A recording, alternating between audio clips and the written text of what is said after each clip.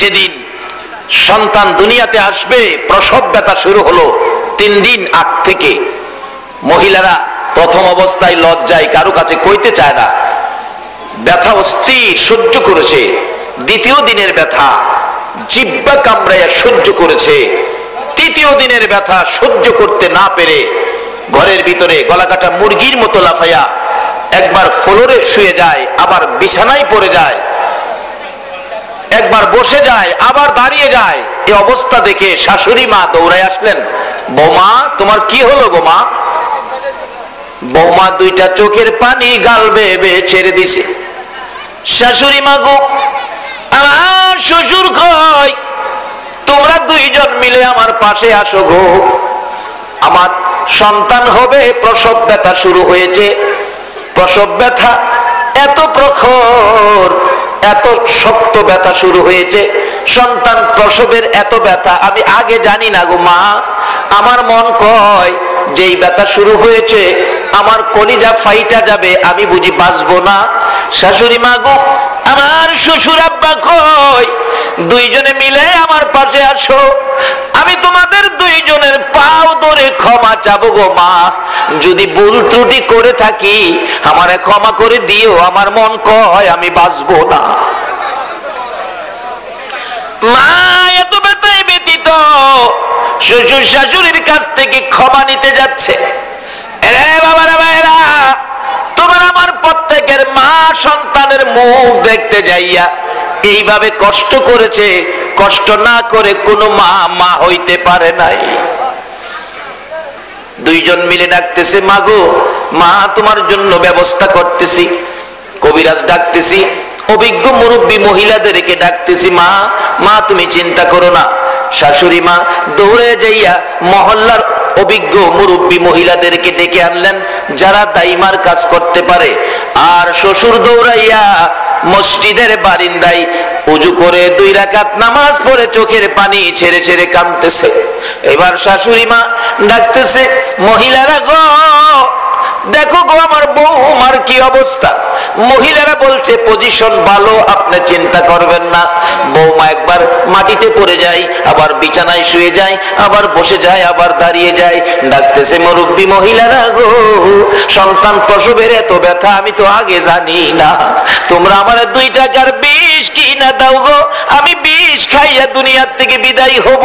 মুরব্বী মহিলারা মাথায় হাত বুলাইয়া ডাকতেছিল, মা গো, ও মা পাগলামি করিস না গো মা, সন্তানের মা হইতে এই কষ্ট আমরাও করছি গো মা, একটু ধৈর্য ধরো, আল্লাহকে ডাকো, আল্লাহ 2টা 2 জায়গায় করে দেয়। মা মাঝে মাঝে চিৎকার মেরে ডাকতো, আল্লাহ গো, ও আমার আল্লাহ, আমার আল্লাহ ঘোষণা করে দিয়েছেন, বাজেট করে দিয়েছেন, নোটিশ দিয়েছেন, রে ফেরেশতারা প্রসব ব্যথার যন্ত্রণায় মা যখন অস্থির হইয়া আল্লাহ গো কইয়া ডাক মারবে রে ফেরেশতারা, আমি আল্লাহ বাজেট দিয়ে দিলাম। মার প্রসব ব্যথার যন্ত্রণায় আমারে একবার আল্লাহ কইয়া ডাক দিলে যতবার আমারে আল্লাহ কইয়া ডাকবো রে, এক একটা ডাকের বিনিময় আমি আল্লাহ এক একটা কবুল হজের নেকি দান করে দিলাম। এই কষ্ট করে সন্তানের মা হলো, সন্তানের প্রতি কত দয়া, কত মায়া মার।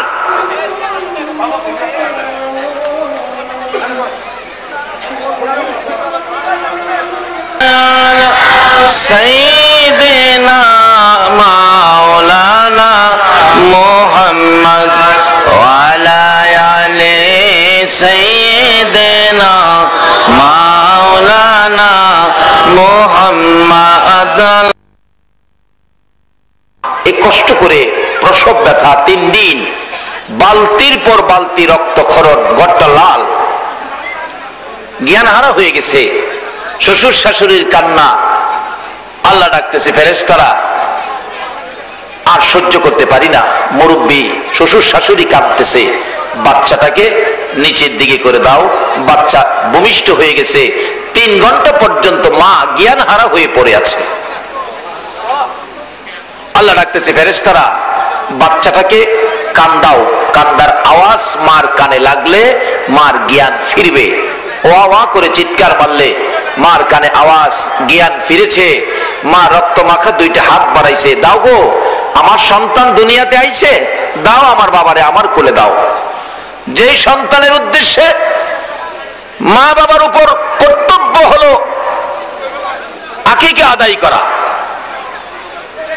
এত কষ্ট করে যে সন্তানের মা হলেন বাবা হলেন, আকিকাটা আদায় করতেই তো হবে। এতে করে সন্তান লাভবান হবে, তার জীবন ধন্য হবে, বিপদ মুক্ত হবে। সকলে বলুন আমিন। এই কাজটা আমরা সকলেই করতে হবে, এটা ইসলাম। আল্লাহ আমাদের উদ্দেশ্যে ওয়াজ করেছেন পুরাপুরি ভাবে ইসলামে ঢুকো। শুধু নামাজ পড়ার নাম ইসলাম না। শুধু নামাজের দ্বারা যদি ইসলাম হতো তাহলে খ্রিস্টানরাও কিন্তু নামাজ পড়ে, কাদিয়ানীরাও নামাজ পড়ে, তাহলে তাদেরকে ইসলামের অন্তর্ভুক্ত করা যেত। ইসলামের মধ্যে পুরাপুরি বলছে, পুরাপুরি ভাবে ইসলামে ঢুকো। পুরাপুরি ভাবে ইসলামে ঢুকতে গেলে খুঁটিনাটি জিনিস যা আছে সব আপনাকে মানতে হবে। মা বাচ্চা খুলে নিলেন, মুরব্বীরা বলেন মাগো এতক্ষণ বিষ খাইয়া মরতে চাইছো আর এখন দি বাচ্চা খুলে নিয়ে রাখছো। মা মুস্কি হাসি দিয়ে বলছে, ও মুরব্বী মহিলারা, আমার এই সন্তানের জন্য এই কষ্ট করছি, আমার সন্তানের মুখ দেখার পরে আমার সব কষ্ট দূর হয়ে গেছে।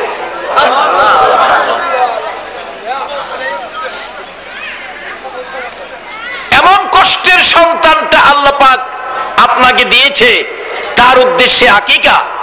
এই আকিকাটা করতে গিয়ে সিলেটের ঘটনা বলছি। বুরহানুদ্দিন বিবির সাথে পরামর্শ করে আমাদের এই দায়িত্বটা তো আদায় করতে হবে, কি করব? গরু কিনে আনলেন, কিন্তু চারদিকে হিন্দু, তারা তো গরু জব করে না, গরুর ব্যাপারে তারা এই কাজে আসতে চায় না, গরুকে তারা খুব শ্রদ্ধা করে। অনেকে গরুরে মাও ডাকে, কারণ ওই যে দুধ খায় এই যুক্তিতে তারা মা ডাকে। ডাকুক, তাদের ধর্মে থাকলে তারা ডাকুক, এতে আমাদের কোনো আপত্তি নাই। ইসলাম এমন একটা ধর্ম, কোন ধর্মকেই ইসলাম কোনদিন ধাক্কা দেয় না, এটা হলো ইসলাম। বুরহানুদ্দিন গরু কিনে নিয়ে আসলেন বাড়িতে। লোকজন দেখে বুরহান গরু আনলো কেন? ছেলে একটা দিয়েছে, আল্লাহ কি সুন্দর, কি সুন্দর চেহারা, সোনার পুতুলের মতো। মা বাবার করে যায়, যার সন্তান হয়েছে তোমরাই বুঝবা সন্তানের জন্য মা বাবার কত দরদ। যার সন্তান হয় নাই তোমরা বুঝবা না।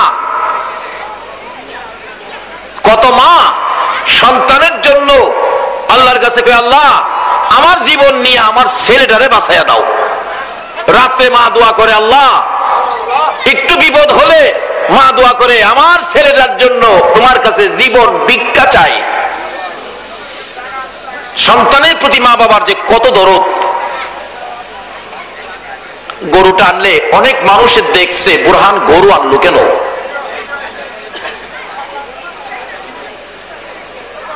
ঘটনা কি? অনেকে লক্ষ্য রাখলেন, কিন্তু বুরহান রাত্র গভীর, বিবিকে নিয়ে, মুসলমান তো নাই, গরু জব করতে গেলে ধরবে কে? গরুর পাও গুলি বাইদা ঘরের ভিতরে নিয়ে গরুটাকে শোয়াইলেন, রশি দিয়ে ভালো করে বাইদা, ঘরের পালা কিলার সাথে মজবুত করে বাইদা বিবি গরুর মাথায় ধরছে। বুরহানুদ্দিন গরু জব করছে। বুরহানুদ্দিন গরু জব করে দিলেন।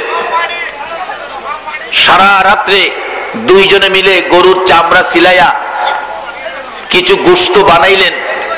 সকাল হওয়ার আগেই তো শেষ করতে হবে, কিন্তু শেষ করতে পারে নাই। বাহিরে নিয়ে চামড়া টামড়া গোশত মাটির নিচে খাদাইয়া ফেলছে, যাতে এই গোশত আর এই গরু জবের খবর যাতে হিন্দু ভাইয়েরা না জানে। কিন্তু দেখা গেল সিলেটের ইতিহাস বলছি, রক্তের গন্ধ পায়া কাক বীজ জমাচ্ছে। যেখানে চামড়াটা মাটির নিচে রাখছিল, এই চামড়াটা একটা কাক বাহির করে চামড়া থেকে কান ছিঁড়া মুখে লইয়া উড়া মারছে। উপরে যাইতেছিল, উপর থেকে চিল থাপা দিলেন, কাকের কাছ থেকে খাউনটা নিবে। চিলের থাপায় কাকে রাখতে পারে নাই, চিলেও ধরতে পারে নাই। এটা নিচে যাইয়া পড়তে পড়তে রাজা গৌর গোবিন্দের বাড়ির সামনে পুকুর, পুকুরে গোসল করতেছিল রাজা গৌর গোবিন্দ। তার সামনে গিয়ে গরুর কানটা পড়ছে। এই বেচারা তো রাগ হয়ে বাড়িতে গেল, আমার রাজ্যে গরু জব করলো কে? তালাশি লাগাইলে লোকজন বলে মুসলমান ছাড়া তো গরু জব করবে না, হয়তো গরুটা বুরহানুদ্দিন জব করেছে। বুরহানুদ্দিন গরু জব করেছে, বুরহানুদ্দিনকে খবর দাও। বুরহানুদ্দিনকে খবর দিল, রাজা মশাই আমাকে ডাকছেন? হ্যাঁ। তুমি কি গরু জব করেছো? কি বলেন? মুসলমান কি মিথ্যা কথা বলে না সত্য কথা বলে? আসতে পেলেন যে সবার কি বিশ্বাস হয় না? মুসলমান কি সত্যর পক্ষে না মিথ্যার পক্ষে? আজকে মুসলমানদের সত্যটা পৃথিবীর জমিনে রাখতে গিয়েই তো ইমাম হুসাইন কারবালায় শহীদ। যেই রক্তের বিনিময় সমস্ত পৃথিবীর আলেম ওলামারা একটা শব্দ উচ্চারণ করে, ইসলাম জিন্দা হতা है हर কারবালা কি বাত। ইসলামের পাওয়ার বেড়ে গেছে, সত্যের গতি বেড়ে গেছে ইমাম হুসাইনের শহীদের পর। আজকে সেই হুসাইনের রক্তের প্রতিদান দেওয়া হবে যদি মুসলমান সত্যের সন্ধানে বেরিয়ে যায়, সত্যের নিশান যদি হাতে নেয়। বুরহানুদ্দিনকে প্রশ্ন করলে বুরহান জবাব দিলেন, রাজা মশাই একটা ছেলে দিয়েছে আল্লাহ, খুব সুন্দর, ছেলের আকিকা তো করতে হবে, এটা ইসলাম। আল্লাহ বলেছে পুরাপুরি ভাবে ইসলামে ঢুকো। আমি ইসলামে পুরাপুরি ভাবে থাকতে গিয়ে এই কাজটা আমি করতেছিলাম, আমি গরু জব করেছি। রাজা কয়, বুরহান গরু জব করেছো ছেলের জন্য? বাবারে, এমন একটা অবস্থা ছিল পৃথিবীতে, ইসলাম পুরাপুরি ভাবে মানতে গেলে কত বিপদ হইতো, তারপরেও তারা ইসলাম ছাড়ে নাই। আর আজকে আমাদের কোনো বিপদ নাই, কিন্তু ইসলামের পক্ষে আমরা যাই নাই, মনে যা চা তাই করতেছি। ইসলাম মনে যা চা তাই করার ধর্ম নয়, ইসলাম আল্লাহর মনোনীত ধর্ম। এই মনোনীত ধর্মটাকে দুনিয়ার জমিনে প্রচার করার জন্য এমন একজন বন্ধু, এমন একজন দোস্ত, এমন একজন নবীকে মনোনয়ন দিয়েছে যিনি হলেন রাহমাতাল লিল আলামিন, যার নাম নবী মুহাম্মদুর রাসূল। কত মহব্বতের বন্ধুকে এই ইসলাম প্রচারের জন্য মনোনয়ন দিয়েছেন, তার সাথে সম্পর্ক কত দেখেন। নিজের নাম কোরআন শরীফে রাখছে রাব্বুল আলামিন, আর বন্ধুর নাম দিছে রাহমাতাল লিল আলামিন। রাব্বুল আলামিনের শেষেও রাহমাতাল লিল আলামিনের শেষে দুটোটা এক। রাব্বুল আলামিন শেষে হলো আলামিন, রাব্বুল আলামিন, আর রাহমাতাল লিল আলামিন। বন্ধুর নামের শেষেও আলামিন, নিজের নামের শেষেও আলামিন। এতে বোঝা যায় বন্ধুত্বের অবস্থাটা কি হালকা না গভীর? সুবহানাল্লাহ বলুন। বাবারে, কথাবার্তা বললে মাহফিলের বরকত নষ্ট হয়। কথা বলতেছেন কেন? জায়গা যখন কম, এর মধ্যেই বসতে হবে মহব্বতে। আবারও দুরূদ শরীফের কথা বন্ধ, যারা যেখানে আছেন কোনো কথাই বলবেন না। আমার নবীর সাথে কত মহব্বতের দিক দেখেন না। আমরা দুনিয়াতে নামের সাথে নামের মিল থাকলে আমরা একজন আরেকজনকে, একজনের নাম মালিক, এই মহল্লায় আরেকজনের নাম মালিক, নামে নামে মিল থাকলে একজন আরেকজনকে আমরা কি বলি বলুন? মিতা বলি, বন্ধু বলি, মিতা বলি, দুস্থ বলি। আমাদের এলাকায় দুস্থ কয়, কোন এলাকায় মিতা কয়, কোন এলাকায় বন্ধু কয়, নামের মিল থাকলে। আল্লাহ কয়, বন্ধু আমিও তোমার সাথে বন্ধুত্বটা গভীর করার জন্য লাস্টে তুমিও আলামিন আমিও আলামিন। শুধু এই নয়,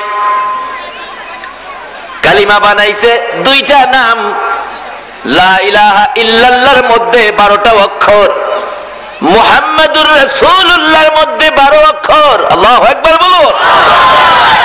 আদম আলাইহিস সালাম থেকে শুরু করে ঈসা আলাইহিস সালাম পর্যন্ত কোন নবীর নামের সাথে এইভাবে 12 অক্ষরে আমার আল্লাহ মিল করে নাই। একটাই নাম, শুধু আমার আপনার নবীর নাম। নিজের নামে 12 অক্ষর, বন্ধুর নামে 12 অক্ষর। নিজের নামের 12 অক্ষরে কোনো নক্তা নাই, ফোঁটা নাই।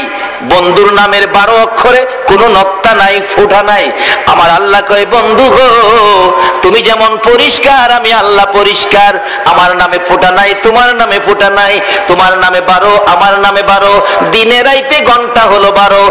বন্ধু, তোমার আমার ভালোবাসায় এই মহব্বতের 24 অক্ষরের কালিমা যদি কেউ একবার পড়বে গো, 24 ঘন্টার গুনাহ আমি আল্লাহ 24 অক্ষরের কালিমার বিনিময় মাফ করে দিব। আজকে সেই নবীর মহব্বত আমাদের মধ্যে থাকতে হবে বাবারা, ভাইয়েরা। সেই নবীর আদর্শ, সেই নবীর তরিকা, সেই নবীর প্রেম আমাদের মধ্যে থাকতে হবে। বলতেছিলাম বুরহানুদ্দিনের ঘটনা। ডাকতেছে পুরাপুরি ভাবে ইসলামে ঢুকতে যাইয়া, পুরাপুরি ভাবে ইসলামের ভিতরে থাকতে যাইয়া বুরহানের উপর কত বিপদ আসলো। বুরহান, ছেলের জন্য গরু জব করেছো, গরু জব করে ছেলে বাঁচাইবা, আকিকা দিছো ছেলে বাঁচাইতে? জি রাজা মশাই, এটা আমাদের ইসলামের বিধান, এটা আমাদের করতে হবে। রে বুরহান, তুমি কি জানো না গরু আমাদের দেবতা? আমার রাজ্যের ভিতরে এই সাহস তোমাকে কে দিল?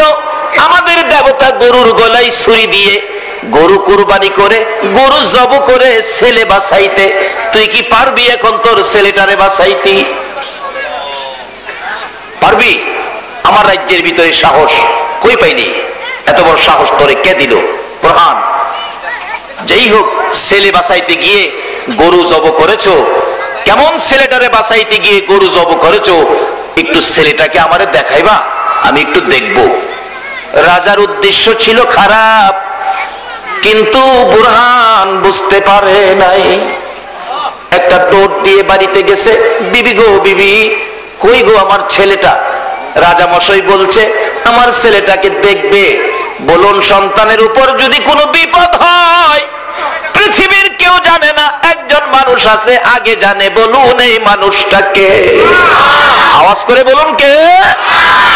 মার কলিজায় পৃথিবীর কেউ যদি নাও জানে গো, সন্তানের বিপদের খবর মার কলিজায় আসে। মা বাচ্চাটাকে কোলে নিয়ে বুকের সাথে চাপাইয়া ধরে ঘরের ভিতরে বসে আছে। বুরহান ডাক দিলেন, বিবি, বিবি গো, আমার ছেলেটা কই গো? বিবি, কেন? রাজা মশাই বলছে ছেলেটাকে দেখবে। বিবি চোখের পানি ছেড়ে দিছেন। স্বামী গো, আজকের জন্য আমার ছেলে আমি কাউরে দিব না গো। কেন জানি সকাল থেকে আমার কলিজায় আগুন জ্বলতেছে।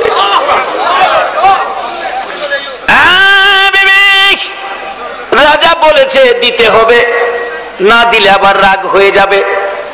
বিবি বলতেছেন তাহলে তোমার কাছে দিব না, আমি মা সঙ্গে যাব। আমার কলিজার টুকরা সন্তানটাকে আমি কোলে করে নিয়ে যাব। মা 1 বছরের বাচ্চা ছেলেকে গোসলখানায় নিলেন, গোসল দিবেন। গোসল করাইতেছে। অন্যদিন পানির মধ্যে বসে 1 বছরের বাচ্চা খেলাধুলা করত।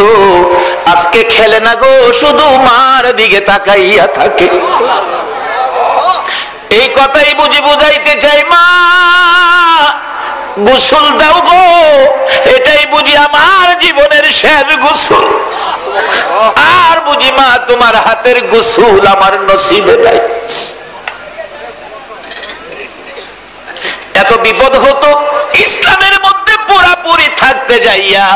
ও আনোয়ারা থানার মুসলমানেরা গো, আল্লাহ ঘোষণা দিয়েছে আমানুদখুলু ফিসসিলমি কাফা, পুরাপুরি ভাবে ইসলামে ঢুকো। এরকম কষ্ট হয়েছে, তারপরেও তখনকার দিনের মুসলমান ইসলাম ছাড়ে না। আর আমরা কোনো বিপদ নাই, এরপরও ইসলামে যায় না। আজকে একটা ছেলে আল্লাহ দিয়েছে, তার ইসলামের বিধি মাফিক আকিকা হতে যাচ্ছে। আল্লাহ খুশি হবে, রাসূল খুশি হবে। আল্লাহ এই ছেলেটাকে নেক হায়াত দিয়ে মা বাবার কলিজা ঠান্ডা করে দেখ, সকলে বলুন আমিন। আপনাদের সকলের ছেলে মেয়েকে আল্লাহ যাদেরকে বাচ্চা দিয়েছে, আল্লাহ আমাকেও ছেলে মেয়ে দিয়েছে, সকলের ছেলে মেয়েকে আল্লাহ নেক হায়াত দেখ, মা বাবার কলিজা ঠান্ডা রাখুক, অকালে মৃত্যু দিয়ে কোন মা বাবার কলিজায় যেন আল্লাহ আগুন না জ্বালায়, সকলের ছেলে মেয়েদেরকে হায়াত দেখ, সকলে বলুন আমিন।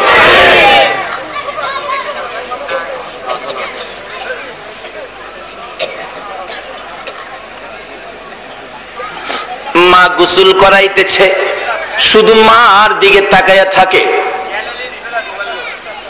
মা বুঝতে পেরেছে নিশ্চয়ই কোনো বিপদের সংকেত।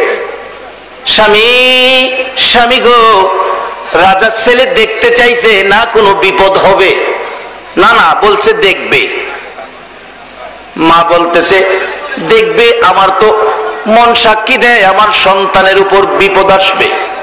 স্বামী, বাচ্চাটা না নিলে তুমি আমি গেলে হবে না?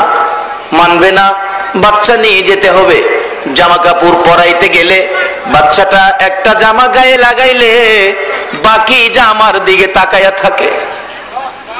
এটাই বুঝি বুঝাইতে চাই মা, মাগো একটা জামা লইয়া বিদায় হব গো মা, বাকি জামা তোমার ঘরে থাকবে। জামা কাপড় পরাইয়া দুই গালে চুমাইয়া মা ওই 1 বছরের বাচ্চা ছেলে কুলে লইয়া রওনা হয়েছে। বাচ্চাটা মায়ের কাঁধের উপর মাথাটা ছেড়ে দিছে, একটা বার মাথা উঠায় না। মাঝে মাঝে মাথাটা উঠাইয়া বুরহানের দিকে 2টা হাত বাড়ায়। এটাই বুঝাইতে চাই বাবা গো, কুলে নাও গো বাবা, কুলে নাও গো, জীবনের স্বাদ মিঠাইয়া দাও। বাবা কুলে নেই একবার, মা কুলে নেই আবার। এইভাবে যাইতে যাইতে রাজা গৌর গোবিন্দের দরবারে পৌঁছে গেছে। রাজা গৌর গোবিন্দ রাগ হইয়া মেজাজ গরম, সামনে একটা টেবিল রাখলেন। বলছে তোমার ছেলেটা কোথায়? গরু জব করে ছেলে বাছাইবা, গরুটা কোথায়? ছেলেটা কোথায়? এই যে রাজা মশাই, আমরা দুইজনের কলিজার টুকরা, আমার একটাই সন্তান, আর সন্তান নাই। রাজা ডাকতেছে বুরহান রে, গরু জব করে ছেলে বাছাইবি, দেখি এখন গরু জব করার স্বাদ তোরে মিঠাইব। গরু আমাদের দেবতা, গরু আমাদের মা, তুই করলি কি? বুরহান ছেলেটা কাছে নিয়ে আসলে রাজা মশাই, এই তো ছেলে। রাজার হাতে দিতে চাইলে রাজা মশাই ডাকতেছে আমার হাতে দিস না, সামনের টেবিলের মধ্যে শোয়াও। টেবিলে শোয়াইয়া দিলে সঙ্গে সঙ্গে জল্লাদকে নির্দেশ দিলেন রশি নিয়ে আসো। বুরহান, যেভাবে ছেলে বাঁচানোর জন্য গরু জব করেছো, হাত পাও বাঁধছো, এইভাবে তুমি নিজের হাতে তোমার সন্তানের হাত পাও গুলি বাঁধলো। মা একটা চিৎকার মারছে, বাবু তোমার জমিন ফাটাইয়া দাও গো, আমি মা জমিনের ভিতরে চলে যাই। কেমনে মা হইয়া সন্তানের এই অবস্থা সহ্য করব? বাবা চোখের পানি ছেড়ে দেয়। ও রাজা মশাই, আপনারে মাফ করে দাও, জীবনে আর এই কাজ করব না। রাজা মশাই রাগ হয়ে গেলেন, মাফ করা যাবে না। কাজটা কি করেছো? অবশেষে জল্লাদ চাবুকের পর চাবুক মারতেছে, বুরহানের চামড়া ফাইটা রক্ত বাহির হয়। অপরক হইয়া বুরহান কি করবে? রশি নিয়ে সন্তানের পা ও টেবিলের সাথে বাঁধছে। 2টা হাত মার দিকে বাড়াইয়া ডাকতেছে, সন্তান মা গো, নেও না গো মা, আমারে কুলে নেও না, বাবা আমার পাও বেঁধে ফেলছে। আবার বলতেছে হাতগুলি বাঁধো। হাতগুলি বাঁধতে চাইলে বুরহান বাঁধতে যায় না, বাঁধতে যায় না। ডাকতেছে, ও রাজা মশাই, প্রয়োজন হলে আমারে শেষ করে দাও, আমার কলিজার টুকরা সন্তানটারে বাঁচাইয়া দাও। রাজা মশাই বাদ ডাকতেছে, না না, মানি না। বুরহান, হাত 2টা বাঁধো। 2টা হাত বুকের উপর চাপাইয়া টেবিলের উপর বাঁধছে। মাথায় কে ধরছিল গরু জব করতে গেলে? আমার বিবি ধরছিল। তোমার বিবি কই? অর্থাৎ বাচ্চার মা কই? বাচ্চার মাকে বলো মাথায় ধরতে, আর তুমি বুরহান গলায় ছুরি চালাও। মা হাত দিতে চায় না, চাবুকের আঘাত, রক্ত বাহির হয়। অবশেষে আঘাতের পর আঘাত ধৈর্য ধরতে পারে না, মাথায় হাত দিলে বাচ্চাটা মাথাটা পিছের দিকে ঘুরাইতেছে। মার হাত, এটা জান্নাতি হাত। সন্তানের জন্য মার হাত জান্নাতি হাত, আল্লাহু আকবার বলো। সন্তানের জন্য মায়ের কোল, এটা হলো জান্নাতের শান্তির কোল। বাস্তব, বাস্তবতায় গেলে ভালো বুঝবে। বাবারে, সন্তানের জন্য আকিকা করবেন, এখন তো আর কষ্ট নাই। আগে কষ্ট হতো ইসলামের কাজগুলি করতে গেলে, এখন এই কষ্ট হয় না। দেখবেন ছোট বাচ্চা 1 বছর বয়স, ঘুম পাড়ায়া মা রান্নাঘরে রান্না করতেছিল, হ্যাঁ ঘুম থেকে উঠে গেছে, মশাই কামড় দিছে। মশা আছে না আনোয়ারা থানা? কথা কন না যে মশা আছে? বাচ্চারা মশা কামড়ায় না? মশা তো কামড় দিয়ে বাচ্চার ঘুম ভেঙে ফেলছে। বড় মশার কামড়, হ্যাঁ তো অসহ্য, চিল্লাইতেছে 1 বছরের বাচ্চা। দাদি দৌড়ে গেছে, আমার নাতি কান্দে। দাদা দাদির নাতির জন্য মায়া আছে না? হায় হায়, দাদা দাদির যে কত মায়া ও নাতির জন্য। নাতি নাতকর হইলে দাদা দাদি ছেলের মায়া কই মাজা, নাতির উপরে মায়া বাইরা যা। এটার বাস্তব হলো আমার এলাকা, আমার বাড়িতেই আমার বড় ভাইয়ের ছেলে, আমার আব্বা কত যে আদর করে। একদিন হের মা মারছে, হ্যাঁ খালি কইছে, দাদা ভাই আম্মা আমারে মারছে। আমার বাবা এমন রাগ হইছে, তোর মা তোর বাপ দুইজনরেই আমি বাড়িতে বাড়ি করুম, এই বাড়িতে এরার জায়গা নাই। চিন্তা করছেন নি? ফুলারেও বাড়ি করবো, ফুলার বউরেও বাড়ি করবো। কার লাগিয়া? কার লাগিয়া? নাতির লাগিয়া। ফুলার মায়া নাই, হন মায়া সবচেয়ে বেশি কার হইছে? দাদা দাদির এমন একটা মায়া নাতির প্রতি হয় সারা দেশেই।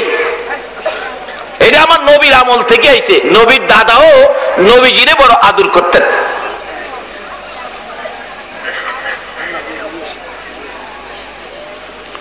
যেদিন নবীর মা নাই বাবা নাই, এদিন দাদার সাথে ঘুমাইতেন।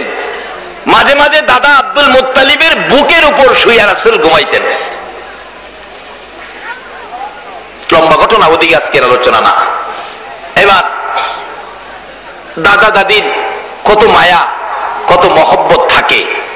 মার হাতটা জান্নাতে কুল, এটা বোঝানোর জন্য বলছি। এবার দাদি নাতিরে খুলে দিছে। কান্দুস কি লাগিয়া? আমি তো দাদি লাগি, কান্দিস না। কিন্তু মশার কামড়ের ব্যথায় হ্যাঁ তো কান্দতেই আছে। দাদির কুলে কান্দে, কান্দা থামলো না। আইছে ফুফু আম্মা, ফুফু আম্মায় কুলে নিছে। ভাই হুত কান্দিস না, আমি তোর ফুফু লাগি। এখনো কান্দা থামলো না। আইছে চাচি আম্মা, ভাতিজা কান্দিস না, আমি তোর মার পার্টনার, আমি চাচি। মার পরেই তো বেড়া চাচি, মার অর্ধেক দাবি তো আমার, আমি চাচি লাগি, কান্দিস না। কান্দা থামলো না। আইছে খালাম্মা, ভাগিনা আমি তোর খালা, তোর মার বোন, আয় আমার কোলে, কান্দিস না। কান্দা থামলো না। ওই রান্নাঘর থেকে সন্তানের কান্নার আওয়াজ আর যেন একটা মহিলার কলিজায় মানতেছে না। বলুন তো এই মহিলাটাকে? মা একটা দৌড় মেরে ঘরের ভিতরে ঢুকে 2টা হাত বাড়াইছে। তোমরা কারা গো? দাও আমার বাবারে, আমার কোলে দাও। বলুন যখন মায়ের কোলে বাচ্চাটারে ছেড়ে দেওয়া হয়েছে, বলুন এবার আর বাচ্চার কান্না আছে কিনা? আরে মা বাবার কথা মতো যে জন চলে না, বলুন মা বাবার কথা মতো যে জন চলে না, আল্লাহ নবীজির দয়া তারা পাবি না। হায়রে আল্লাহ নবীজির মা বাবা অতি আপন, মা বাবার করো যতন, মা বাবা অতি আপন, মা বাবার করো যতন। 3 কথার সাথী পায়া বুইলা যায় না, 3 কথার সাথী পায়া বুইলা যায় না, আল্লাহ নবীজির দয়া তারা পাবি না। হায়রে আল্লাহ নবীজির মা বাবাকে দুঃখ দিলে নামাজ রোজা যাই বিফলে, মা বাবাকে দুঃখ দিলে নামাজ রোজা যাই বিফলে, মার কলিজায় আঘাত দিলে খোদা সহে না, মার কলিজায় আঘাত দিলে খোদা সহে না, আল্লাহ নবীজির দয়া তারা পাবি না, হায়রে আল্লাহ নবীজির তোফাজ্জলে ডাইকা বলে মা বাবার দোয়া পেলে, তোফাজ্জলে ডাইকা বলে মা বাবার দোয়া পেলে, দুঃখ কষ্ট যাবে চলে কিছুই রবে না, দুঃখ কষ্ট যাবে চলে কিছুই রবে না, আল্লাহ নবীজির দয়া তারা পাবি না, হায়রে আল্লাহ নবীজির দয়া। মার কোলে যখন সন্তান ছেড়ে দেওয়া হয়েছে, বলুন এবার কান্না আছে কিনা? এমনিতেই মার মুখের দিকে তাকাইয়া মার কোলে যাইয়া সন্তানের কান্না শেষ। এই কুলটা হলো গো জান্নাতি শান্তির কুল। কেন? রাসূল তো বলেছে এই গাছের নিচে ওই জান্নাত, এই মার পায়ের নিচে কি সন্তানের জান্নাত। কথাটা কি সত্য না মিথ্যা? এটা নিয়ে কি কোনো আলেমদের মধ্যে কোনো মতভেদ আছে? এই নিয়ে কোনো মতভেদ নাই। সমস্ত দলের আলেমদের একমত মায়ের পায়ের নিচে সন্তানের জান্নাত। বলতেছিলাম বুরহানের বিবি যে হাতের মধ্যে জান্নাতি শান্তি, মাথার মধ্যে হাত লাগাবে, সন্তানটার পাও বাঁধা গো, হাত বাঁধা, আর লড়তে পারে না, মাথাটা ঘুরাইয়া একবার বাবার দিকে যায়, আবার মার তালাশ করে, মা পিছনে লুকাইয়া রইছে, ডাকতেছে বাবা গো এই মার মুখটা আর দেখিস না রে বাবা, হে পুরা কপাইল্লা মার দেখলে কোনো লাভ হবে না। অবশেষে জল্লাদ চাবুক মারতে থাকলে অধৈর্য ব্যথা হইয়া অসহ্য করে পারতেছে না, চাবুকের পর চাবুক, আঘাতের পর আঘাত, হাতটা নিয়ে মাথায় ধরার জন্য বললে মা দুঃখিনী রে, পিছন দিক থেকে হাতটা মাথায় লাগাইলে মা কোত্থেকে হাত বাড়াইছে, মারে বুঝি এক নজর দেখবে। বুরহানুদ্দিনের ছেলে মাথাটা ঘুরাইতেছে, মাথাটা ঘুরাইতে থাকলে গলাটা টান হয়ে গেছে, ডাকতেছে জল্লাদ, ডাকতেছে রাজা গৌর গোবিন্দ, এবার গলায় ছুরি দাও, গলাটা কাটতে সুবিধা হবে। বুরহান চক্ষুটা বন্ধ করে গলায় ছুরি ছাড়তে দেরি, গলা আলাদা হইতে দেরি হলো না, তারপরেও রেহাই দেয় নাই, আরো নির্যাতন করেছে। বুরহানুদ্দিনের দুইটা চোখ খুলে ফেলেছে। ইসলামে ঢুকতে যাইয়া, ইসলাম পুরাপুরি ভাবে মানতে যাইয়া এত কষ্ট করেছে মুসলমানেরা, তবু ইসলাম ছাড়ে নাই। আজকে আমাদের কোনো কষ্ট নাই, নির্যাতন নাই, ধাক্কা নাই, দুঃখ নাই, ব্যথা নাই, এরপরে আল্লাহ আমাদের ডাকতেছে পুরাপুরি ভাবে ইসলামে ঢোকার জন্য। বলুন পুরাপুরি ভাবে মেয়ে পুরুষ সকলে মিলে ইসলামে ঢোকা আমাদের দরকার আছে কিনা? ও মুসলমানেরা, আজকে যে আয়োজন করেছো আকিকা, এটা ইসলামের বিধিবিধান। রাসূল খুশি হবে, আল্লাহ খুশি হবে। যে সন্তানের উদ্দেশ্যে আজকের আকিকার অনুষ্ঠান, আল্লাহ এই অনুষ্ঠান কবুল করে, আকিকা কবুল করে, এই সন্তানের নেক হায়াত বাড়াইয়া মা বাবার কলিজা ঠান্ডা করে দেখ। সকলে বলুন আমিন। বাবারা, এই দোয়াটা পুরা করতে গেলে, কবুল করাইতে গেলে আরেকটু ভালোবাসা দিতে হবে আওলাদে রাসূলকে। যে আওলাদে রাসূলকে ভালোবাসা দিলে, আহমদ নামের রেফাই হুসাইনের অভিনয় করে নানা ডাকলে নবী হাত বাহির করে দেয়। যে আওলাদে রাসূলের ভালোবাসায় হজের টাকা রাসূলের বংশকে দান করে দিলে মক্কা মদিনার হজ ইরাকের জমিনে আব্দুল্লাহর বাড়িতে পাঠায়া দেয়। এই ভালোবাসায় আমরা আজকের মাহফিলের দোয়া কবুল করাবো কোন দিকে গিয়ে? সেই দিকটা হলো কারবালা। কারবালা পর্যন্ত যাওয়ার সময় আমার হবে না, আমি অল্প একটু আলোচনা করে যাব। আমার মাহফিল শহরে আমার ভাই, অত্যন্ত মহব্বতের বন্ধুবর মাওলানা ইব্রাহিম ভাই, উনি আমার বাড়িতে চলে গেছে। আমার বাড়িতে চলে গেছে, হুজুর আপনার একটা ভক্ত সন্তান হয়েছে, সন্তানের আকিকা অনুষ্ঠানে আপনি অল্প সময় শুধু দেখা করে আসবেন, তার মনের আশা, সেই আশাটা পুরা করতে আমি ইব্রাহিম ভাই বাড়িতে গেলে তার এই মহব্বতের গুরুত্ব দিতে যায়া, তার কষ্ট করে আমার বাড়িতে গেলেন, ইজ্জত দিতে যায়া একটু সময় আপনাদের জন্য এখানে দিয়েছি। আমি চলে যাব মাহফিল শহরে। আল্লাহ যেন একটু সময়ের আলোচনা আমাকে, আমাদের সকলকে আমল করার তৌফিক দেন, সকলে বলুন আমিন। যাই হোক, আমানুদখুলু ফিস সিলমি কাফার আলোচনা করলে 2 বছর করুন যাইবো, এটা শেষ হইতো না। এটার মধ্যে অনেক কিছু। আমরা পুরাপুরি ভাবে ইসলামে ঢুকবো, মেয়ে পুরুষ সকলেই।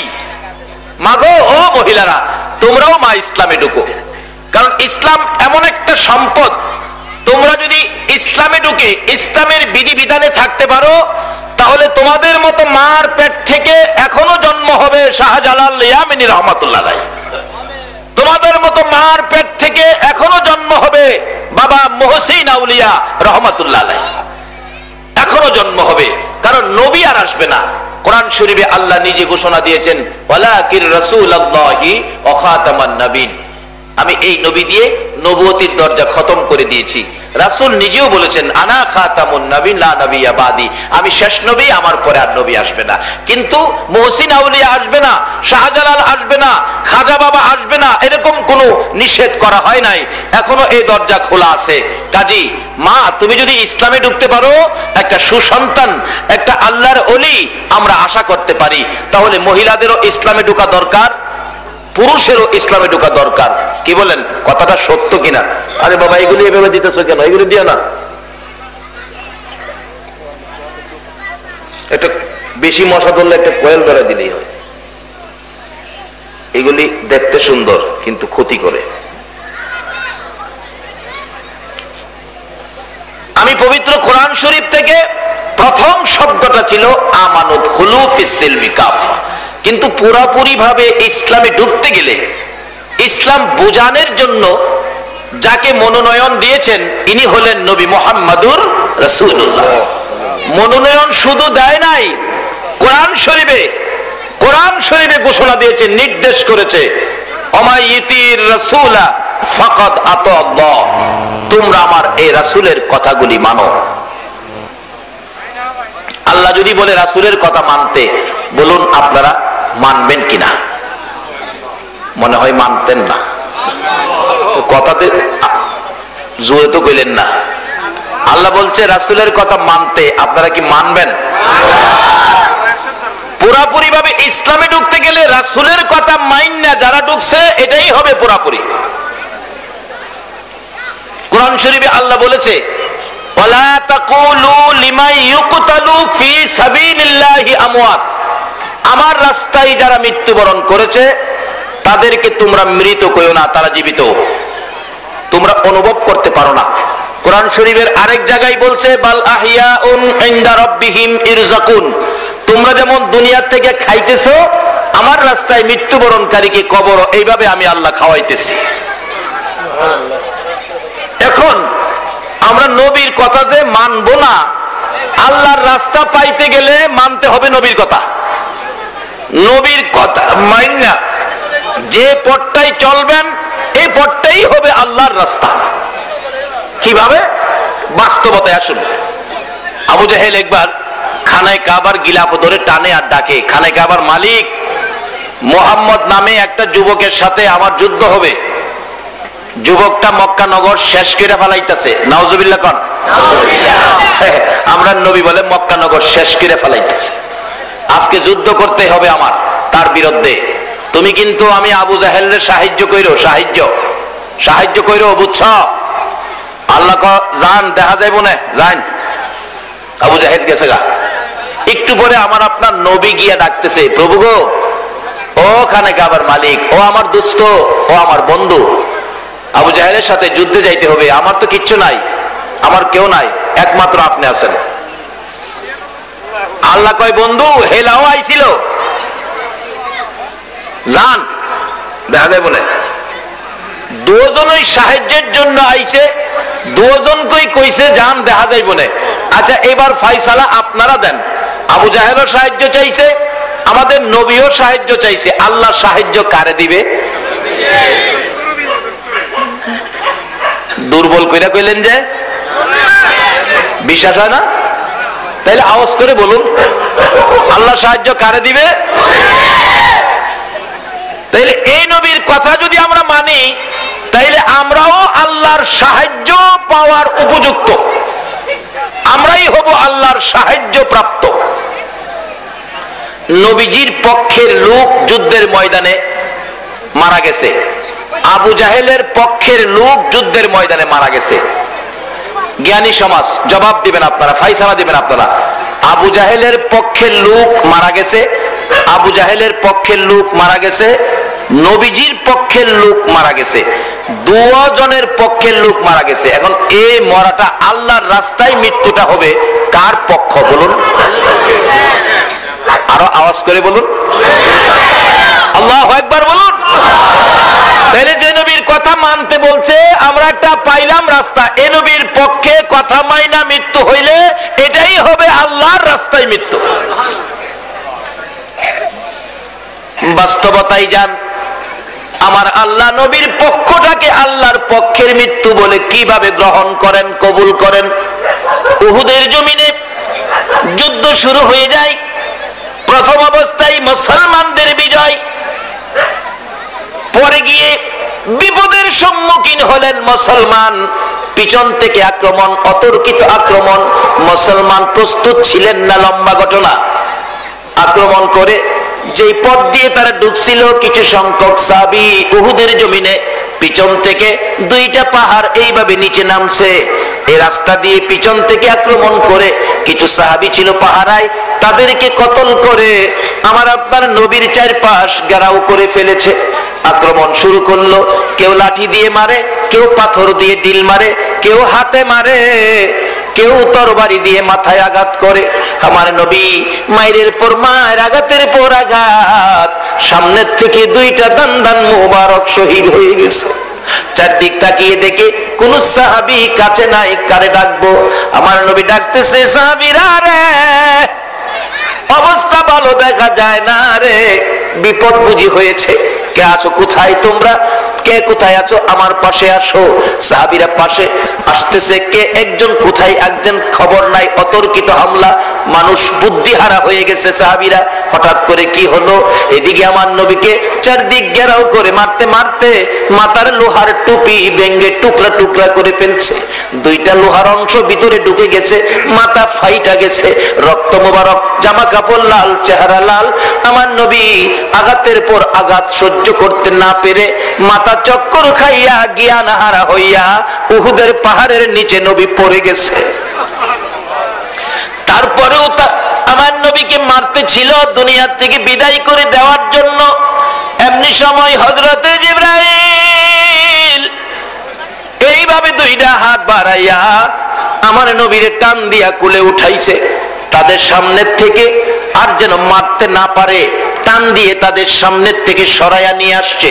সরাইয়া নিয়ে উহুদ পাহাড়ের মাঝামাঝি, নিচ থেকে দেখা যায় না, কেউ দেখে নাই, মাঝামাঝি নিয়ে জিবরাইল ডাকতেছে, এরে উহুদের পাথর, উহুদের পাহাড় দেখ, যেই নবী না হইলে রে তোরা হইতে না, আমি হতাম না, কুল কায়নাতের কিছুই হতো না।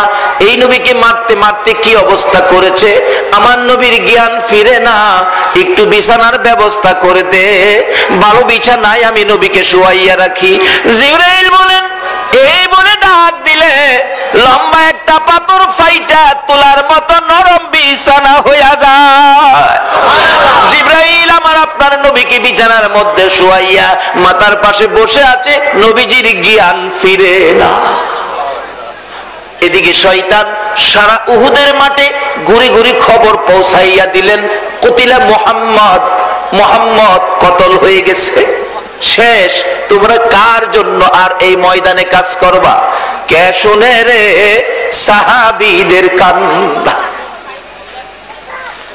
সাহাবীরা একজন আরেকজনের গলায় ধরে কান্দে, কার জন্য পৃথিবীতে বেঁচে থাকবে কার ভালোবাসায় মদিনায় থাকবি, কার ভালোবাসায় তরবারি লইয়া যুদ্ধ করবি। এদিকে সারা মদিনায় খবর হয়ে গেল, পৌঁছে গেল, অলিতে গলিতে নবী দুনিয়ায় নাই। একটা যুবক দৌড়াইয়া পাগলের মতো যায়, এতিমের মতো কান্দে, রাস্তা দিয়া ঘুরে আর ডাকে, মদিনার সাহাবীরা রে, ও মদিনার যুবকেরা, মদিনার মা বোনেরা গো,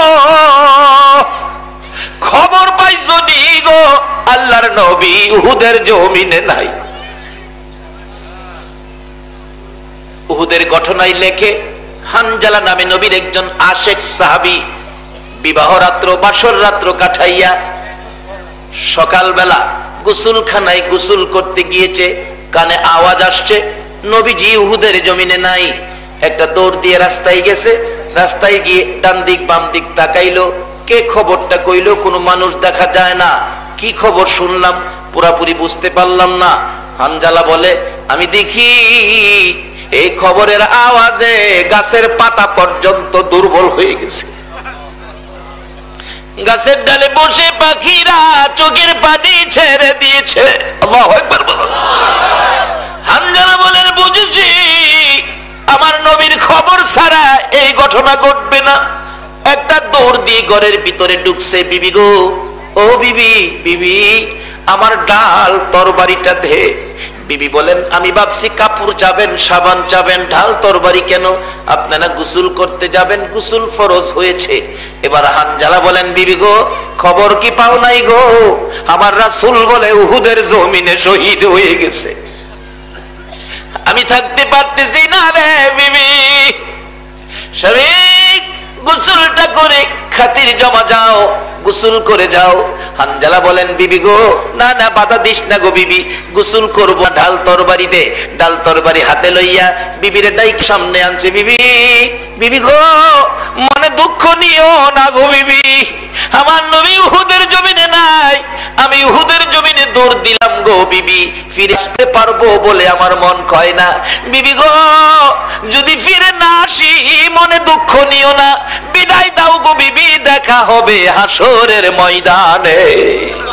হযরতে হানজালা লম্বা ঘটনা সংক্ষেপ করে দিলাম, শহীদ হয়ে গেল উহুদের জমিনে। যেই যুদ্ধে 70 জন সাহাবা শহীদ হয়েছিলেন, উহুদ পাহাড়ের নিচে 70 জন সাহাবাকে একই বাউন্ডারির ভিতরে দাফন করে রাখছে। এখনো বাউন্ডারির পাশে আশেকের অন্তর লইয়া দাঁড়াইলে শোনা যায় গো সাহাবীরা যেন রাসূল রাসূল কইয়া কান্দে।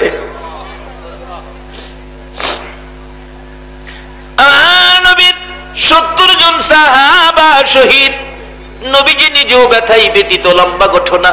অবশেষে নবীজি ডাকতেছেন, এরে সাহাবীরা, শহীদদেরকে গোসল দিস না, কাফন পরাইস না, রক্ত মাখা জামাগুলো পাল্টাইস না, এই জামা সহ দাফন করে দে। হাসরের ময়দানে আমি নবী আল্লাহর আরশের কিনারে যাইয়া এই শহীদগুলো লইয়া আমি আল্লাহর দরবারে দাঁড়াইয়া বলবো, মাবুদ বলো আমি নবীর উম্মতের মতো কেউ এভাবে তোমার জন্য রক্ত দিছেনি? রক্ত মাখা জামা কাপড়, কিতাব লেগে শুধু রক্ত মাখা নয়, যেদিন আঘাত প্রাপ্ত হয়েছিল রক্ত ঝরতে ছিল, হাসরের ময়দানে আবার ঠিক সেই শহীদদের ক্ষত বিক্ষত থেকে এইভাবে রক্ত পড়তে থাকবে। আমার আল্লাহ বলবেন, বন্ধু গো শহীদদেরকে জান্নাতে যাওয়ার অনুমতি দিলাম। শহীদরা বলবে, না না জান্নাতে যাব না গো প্রভু। কেন যাবে না? তোমাদের রক্ত ঝরতেছে, জান্নাতে যায় পরিষ্কার করো। শহীদরা বলবেন, প্রভু গো যেই নবীর ভালোবাসায় জীবন দিয়েছি, রক্ত দিয়েছি, প্রভু গো আমরা জান্নাতে যাব, যত ফোঁটা রক্ত নবীর ভালোবাসায় ময়দানে দিয়েছি, এতগুলো নবীর উম্মত আমাদের সঙ্গে না দিলে আমরা জান্নাতে যাব না। আমার আল্লাহ অনুমতি দিবেন, যাও, যতজন খুশি আমার আখিরি নবীর উম্মত ততজন জান্নাতে লইয়া প্রবেশ করো। লম্বা ঘটনা সংক্ষেপ করে দিলাম। দাফন কাজ শুরু হলো। আমার নবী আদরের সাহাবীদেরকে গোসল দেয় না, কাফন পরায় না, দাফনের কাজ শুরু হলো। এমনি সময় হানজালার বিবি শুনেছে তার স্বামী শহীদ হয়ে গেছে, দৌড়ে নবীজির সামনে দাঁড়াইছে। ইয়া রাসূলুল্লাহ, লজ্জা হলেও বলতে হয়, না বললে হয় না। কি বলবে রে মা? হুজুর গো আমি জানি শহীদদেরকে গোসল দেওয়া হয় না, আমার স্বামী গোসল ফরজ ছিল, আপনার নবী দুনিয়ায় নাই খবর শুনে গো তরবারিটা লই আয়েশা জীবনটা দিয়ে দিছে। আমার স্বামীরে শুধু গোসল দিয়ে কবর দিবেন, আর কাউরে গোসল দিয়েন না। আমার নবী ডাকতেছে সাহাবীরা রে, দেখ আমার হানজালা কই, আমার পাগল হানজালা কই রে, তালাশ করে দেখো। সমস্ত উহুদের ময়দান তালাশ করলো, হানজালাকে পাওয়া গেল না। আমার নবী চোখের পানি ছেড়ে দিলেন, মাহবুব না জানি আমার হানজালাকে বেঈমানেরা নিয়ে গেছে, লাশটাকে অপমান করতেছে। আমার নবী চোখের পানি ছেড়ে দিয়েছে। আমার আল্লাহ নবীর কোনো কষ্টই সহ্য করতে পারে না, সঙ্গে সঙ্গে জিবরাইলকে দিয়া সান্ত্বনা দেয়, জিবরাইল যা রে আমার বন্ধুর কাছে যা, আমার বন্ধু হানজালার মায়ায় কান্দে রে। হানজালাই আমার বন্ধুর পক্ষে জীবন দিয়েছে, আমার বন্ধুর পক্ষে জীবন দেওয়াটাই হলো আমি আল্লাহর পক্ষে জীবন দেওয়া। তার প্রমাণ হলো বাস্তবতাই নিয়ে আসলাম। আমার আল্লাহ খবর পাঠাইলেন, জিবরাইল রে আমার বন্ধুর কানে খবর দে, বন্ধুর ভালোবাসায় হানজালা জীবন দিয়েছে। এই বন্ধুর ভালোবাসার পক্ষটাই তো আমি আল্লাহর পক্ষ, আমি আল্লাহকে খুশি করার জন্যই তো বন্ধুর ভালোবাসা দিয়েছে আমায় আল্লাহ। ওই বন্ধুর ভালোবাসার ব্যক্তিত্ব হানজালার গোসলের দায়িত্ব এখন আমি আল্লাহর হয়ে গেছে। আমি হানজালাকে গোসল দেওয়ার জন্য রহমতের ফেরেশতা দিয়ে হানজালার লাশটাকে আকাশে উঠাইছি। বলুন দুনিয়া সৃষ্টির থেকে আজ পর্যন্ত কোন মানুষের লাশ আমার আল্লাহ আকাশে উঠাইছে কিনা? কোন নবী রাসূলকেও তো আকাশে গোসল দেওয়া হয় নাই। শুধু আখেরি নবীর উম্মত, এই নবীর পক্ষ যারা নিয়ে জীবন দিয়েছে, যেটা আল্লাহর রাস্তায় জীবন হয়, এটা প্রমাণের জন্য বলছি।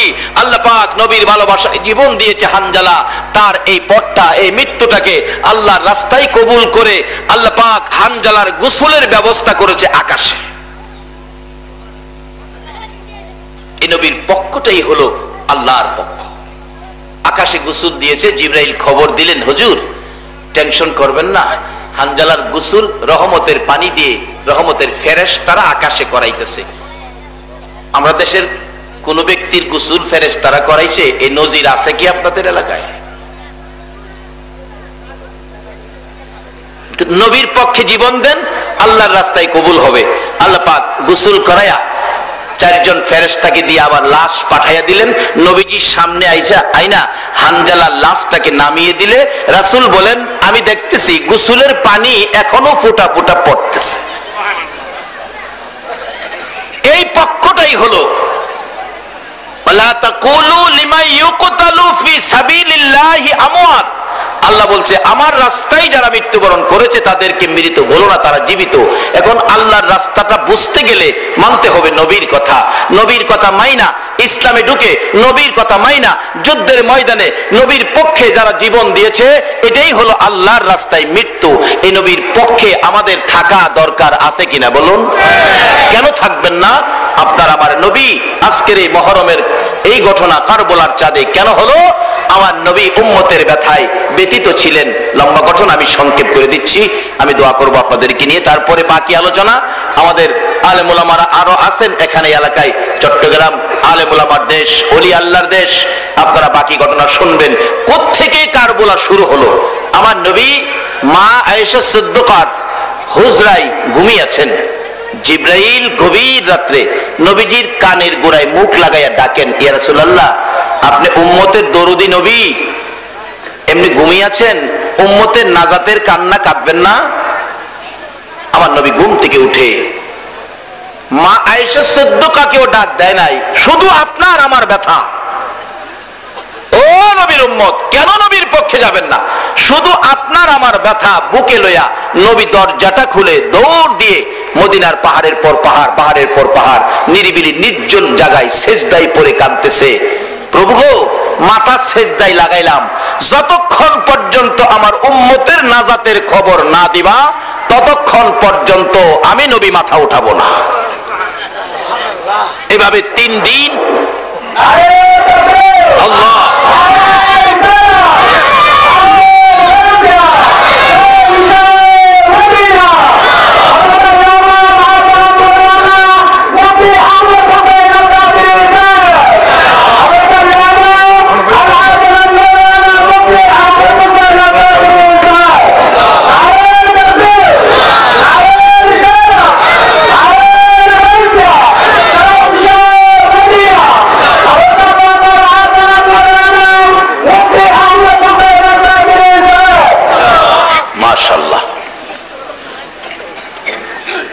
মাওলানা মুফতি আহমদ হুসাইন আল কাদরি সাহেব, অনেক মাহফিল আমরা একসাথে। দোস্ত, আল্লাহ আমাদের এই সুন্নিয়াতের সকল আলেম ওলামাদেরকে হায়াত বাড়িয়ে দেখ। নবীর পক্ষটা আল্লাহর পক্ষ, এই পক্ষটা ধরে রাখার জন্য সুন্নিয়াতের আলেম ওলামা দরকার আছে কিনা? সুন্নিয়াতের আলেম ওলামারাই শুধু এই নবীর পক্ষের আলোচনা করে। সেই নবীর আদর্শ মাফিক ইসলামে ঢুকা আমাদের দরকার আছে কিনা? আজকের আকিকা নবীর আদর্শ, এটা ইসলাম। আমরা দোয়া করব, আল্লাহ যেই নবজাত ছেলেটাকে দুনিয়ায় দিয়েছেন, মা বাবা খুশি, দাদি খুশি, দাদি দেখলাম বেশি খুশি। আল্লাহ এভাবে এই বাচ্চাটাকে হায়াত দিয়ে তাদের কলিজা যেন ঠান্ডা রাখে। সকালে বলুন আমিন। কিন্তু আজকের এই আওলাদে রাসূলের ভালোবাসাই যে আল্লাহ মক্কা মদিনার হজ ইরাকে পাঠায়, সে আওলাদে রাসূল ইমাম হুসাইনের ভালোবাসা আপনারা দিবেন না কেন? দিতে হবে 100 বার। কেন? নবী নিজে 3 দিন কাঁদলেন। 3 দিন কাঁদার পর নবীজিকে মদিনায় আনতে গেলেন সাহাবীরা খুশ পায়া, কিন্তু নবী কান্দে আপনার আমার ব্যথায়। আবু বকর ডাকলেন, নিজের নেকি দিলেন। উমর ডাকলেন, নিজের নেকি দিলেন। খাতুনে জান্নাত ফাতেমাতুজ জাহরা ডাকলেন, নিজের নেকি দিলেন। নবী কারো কথাই মাথা উঠায় না, শুধু আপনার আমার ব্যথায়। এত দরদি আপনার আমার জন্য যেই নবী, এই নবীর পক্ষে থাকা বলুন আমাদের দরকার আছে কিনা? অবশেষে আবু বকর ওমর দুইজন পরামর্শ করে নবীকে কিভাবে মদিনায় নেওয়া যাবে। আবু বকর একটা পরামর্শ দিয়েছিলেন, কি করব? মদিনার থেকে আমরা সকল সাহাবীরা মিলে আইসা নবীকে ডাকলে কি মাথা উঠাবে? ওমর বলেন, আবু বকর তোমাকে তো নবী খুব ভালোবাসে, মক্কা থেকে হিজরত করবে, কাউরে কয় নাই, শুধু তোমাকে বলেছে। তোমার ডাকে যখন মাথা উঠে না, সাহাবীর সকলে মিলে ডাকলে উঠবে না। তবে আমি ওমর একটা পরামর্শ দিতে পারি, কি? হাসাইন আর হুসাইন যদি আইসা ডাক দেয় তাহলে নবী মাথা উঠাইতে পারে। যে হুসাইনের অভিনয় করে আহমদ রেফাই ডাক দিলে নবী রওজা পাকের ভিতর থেকে হাত মুবারক বাহির করে দেয়।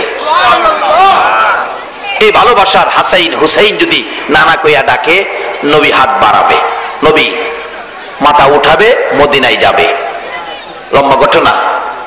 কারণ আমি জানি, আমি ওমর বলতে পারি নবীজি হুসাইন হাসাইনকে কত ভালোবাসেন। আমি একদিন দেখেছি মসজিদে নববীর বারিন্দায় নবীজি বসে আছে, 2 নাতি দৌড়াই এসে নানার গলায় ধরে 2 গালে চুমাইতেছে। নানা গো, মদিনার সব ছেলেরা ঘোড়া দৌড়াইতেছে, নানা আমরা 2 ভাইয়ের একটা ঘোড়া কিনে দিবেন, আমাদের মন চাইছে ঘোড়া দৌড়াইতাম। নবী কয়, আমার কাছে কি লিগা? তোমরা তোমাদের মা বাবার কাছে যাও। 2 জনে কান্দে, না না বাবার কাছে বলেছি 1 টাকাও নাই, মার কাছে বলেছি ঘরে খাবারই নাই। না না তুমি যদি কিনা দাও আমাদের মনের স্বাদ মিটবো। আমার নবী বলেন, গোড়া কিনা দিতে পারবো না, আয় আমি তোদের মনের স্বাদ মিটাবো। আমার নবী মসজিদে নববীর বারিন্দায় হামাগুড়ি দিলেন। ওমর বলতেছেন, রে আবু বকর, আমার নবী হামাগুড়ি দিয়ে ঘোড়ার আকৃতি করলেন, ডাকতেছে, তোমরা 2 ভাই আমার পিঠে উঠো, তোমাদের ঘোড়ার স্বাদ মিঠাইয়া দেই। 2 জনে পিঠে উঠলে একবার দক্ষিণ দিকে যায়, আবার উত্তর দিকে যায়। 2 জন খুশি। আমি বারিন্দায় দাঁড়াইয়া মুস্কি মুস্কি হাসতেছিলাম। রাসূল আমাকে প্রশ্ন করেছে, ওমর এইভাবে হাসতেছো কেন? ইয়া রাসূলুল্লাহ, হাসি কত দামি সুন্দর প্রার উপর চোয়ার হয়েছে হাসাইন হুসাইন। আমার নবী চোখের পানি ছেড়ে দিলেন, এরে ওমর, শুধু আমাকেই দেখলি, যারা আমার পিঠের উপর বসেছে তারা কত দামি দেখলি না? আজকে সমস্ত পৃথিবীর মসজিদের ইমামরা খুতবার মধ্যে হুসাইন হাসাইনের নাম উল্লেখ করে খুতবা পড়তে হয় কিনা বলুন? আল হাসাইন আল হুসাইনু সাইয়্যিদা শাবাবি আহলিল জান্নাহ। এরে পৃথিবীর ইমাম, ও পৃথিবীর মসজিদ, যেই মসজিদে হাসাইন হুসাইনের নামে খুতবা ছেড়ে দিবে তার ইমামতি থাকবে না। কাল কিয়ামতে আমার নবী তার নামের সুপারিশ করবে না। তারা কত দামি। ও ওমর, তুমি কি দেখলা না? এবার 2 জনকে খুশি করার জন্য আমার নবী ঘোড়ার অভিনয় করে পিঠে চোয়ার করাইছে। রে আবু বকর আমার মন কয় রে হাসাইন হুসাইন যদি নানা কইয়া ডাক দেয় আমার নবী মাথা উঠাবে। খবর পৌঁছে দিলেন হযরতে খাতুনে জান্নাত ফাতেমাতুজ জাহরা দুই সন্তান লইয়া নবীজির কাছে পৌঁছে গেছে। ফাতেমা কাঁদতেছে, বাবা গো সারা দেশের মানুষ বলতে পারো গো বাবা, আমি ফাতেমারে কেমনে ভুললা গো বাবা, 3টা দিন তোমার মারে বুইলা কেমনে তুমি বাহিরে পড়ে রইলা বাবা। তোমার মা ফাতেমা 3 দিন পর্যন্ত রান্না করে যায় নাই, একটা পানিও খাই নাই গো বাবা, তোমারে লইয়া রান্না করব, তোমারে লইয়া খাইবো, চলো বাবা মদিনায় যাই। আমার নবী মাথা উঠায় না।